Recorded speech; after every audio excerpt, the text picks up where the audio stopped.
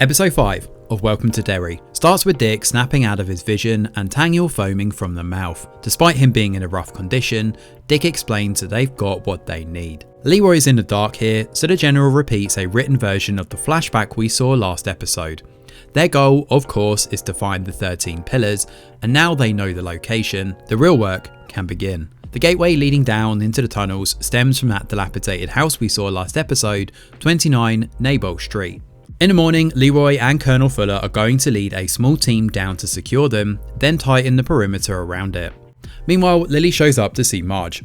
Everyone thinks that Lily's responsible for what happened to her friend, but Marge stuck up for her. More importantly, Marge now believes in Lily's frightening visions and apologises for not being there for her. Now everybody thinks Marge is covering for Lily because of their friendship, but they have bigger problems to deal with. After school, the group head up to the rooftop, where they find a tent set up holding none other than Matty inside. It turns out he's been hiding out in the sewers all this time and he does not look good. He explains that it feeds at night and sleeps during the day, which is when he managed to slip out of the sewers. Matty also explains that although Susie and Teddy are dead, Phil is still very much alive. Now Matty refuses to go to the cops and he doesn't want to be brought back to his father either.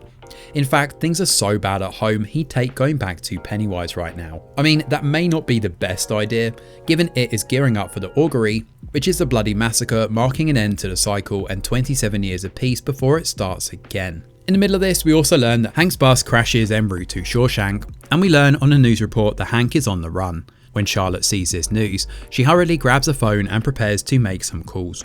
Now apparently someone attacked the bus, and later in the episode Hank manages to get a ride out of town, courtesy of his white affair partner, which happens to be none other than Ingrid Kirsch. This is the same woman, if you'll remember, that Lily was speaking to at Juniper Hills. Now Ingrid also speaks to Lily here too, in a small chat that re-emphasises that Lily should really leave this Pennywise malarkey alone. She's obviously not going to, and Ingrid has bigger fish to fry anyway. She shows up to see Charlotte wanting her help. While this is going on, Lily brings Marge into the new, or I guess old because of the timeline, Losers Club, and decides that they need to go down to the sewers and save Phil. Now Lily has a whole bunch of Valium to keep them sane, and she's determined to step up and do something, bringing Phil back from the brink. As they prep to head down, Leroy and his team prepare to descend into the depths of Derry too, courtesy of a well inside that dilapidated house.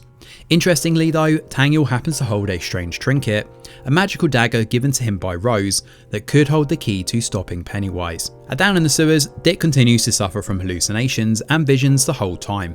When he disappears beneath the depths of the murky water, he pops up inside his bath back at his grandma's house. With Dick out the way, Pennywise appears in the form of Uncle Sam and launches himself at a couple of soldiers.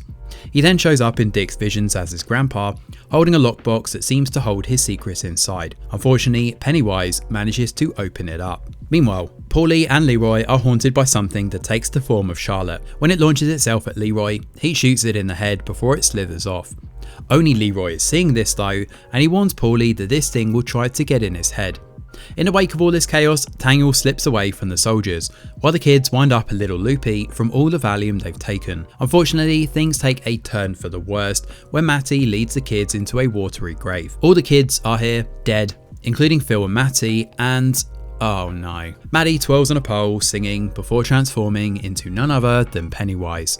Pennywise's form soon changes and distorts, turning into the killer clown we've come to expect. As the kids come racing round the corner, Leroy thinks Will is another vision and prepares to shoot him. Just before he pulls the trigger, Paulie steps in the way, saving the guy's son and taking a bullet himself. Unfortunately, Paulie passes away from his injuries. The kids slip out the sewers, but poor Lily is left all on her own. Just as Pennywise looks set to attack, he stops as it becomes clear that Tanyel's glowing magical dagger is in the water, right in front of her. It prevents the clown from getting any closer, and Pennywise eventually slips off into the sewers. Unfortunately, the one person still stuck in the sewers, or two, I guess if we're counting Lily since we don't actually see her leave, is Dick Halloran. He eventually does manage to make it out, but he does not look in a good way. He notices Paulie's spirit staggering away from the sewer entrance too. As we soon see, that lockbox is wide open, and that spells bad news for everybody in Derry. So for a man with no fear, Leroy sure does panic quickly, doesn't he? He's so quick to pull the trigger, and in these high stress situations where he's literally been briefed about how Pennywise can play games and manipulate you, he's fallen right into the trigger happy trap. He didn't even listen when Paulie said he could see the kids too. As a result, Leroy winds up killing his best friend in his panic-induced anxiety, and that's not really the hallmarks of a man with no fear, is it? But the plan itself, to try and contain and use Pennywise to destroy their enemies, is in itself pretty flawed when you think about it. For argument's sake, let's say the military did control Pennywise and drop the thing right in the midst of Moscow. Wouldn't this just heighten the fears of an actual war if Pennywise forced them to launch nukes as revenge? The more intriguing part of this whole show though comes from Dick. That lockbox sequence seems to have been pulled directly from Dr. Sleep, and it seems the implication here is that Dick has had his proverbial third eye opened and he's going to be seeing a lot more ghoulies in the episodes ahead. Meanwhile, we finally see Bill Skarsgård as Pennywise, which is always nice, but the show also struggles to balance both storylines in a meaningful way. Sure, they cross over in the sewers, but Lily is only saved by a very convenient Deus Ex Machina of the dagger being right there, in a bit of "what are the odds" style of writing. We also see no ramifications for the Marge incident, and it's brushed over pretty quickly. Now, I do know some people have challenged me on this, because as far as I'm aware, that bandsaw hit both her eyes last episode, but apparently it only injured one. And not even that bad, as we see in this chapter. But to be fair, the counter argument to this is that it was a vision and the bandsaw only really hit one eye, so that's probably more on me than anything else. But the biggest problem that this show has is balancing the military storyline alongside the one with the kids. They're really not meshing well together, and the writing for both has been a bit all over the place. As I said, this show has been a bit of a mixed bag that I really want to love, and while there are a few standout moments, like Bill Skarsgård showing up as Pennywise, it's also struggling to keep up a consistent momentum. Hopefully the next episode will be an improvement. Thanks for watching, and do let us know your thoughts in the comments below. Smash a like or subscribe to the channel, your support is very much appreciated. I'm Greg Wheeler, and from all of us over here at The Review Geek, we'll see you on the next video.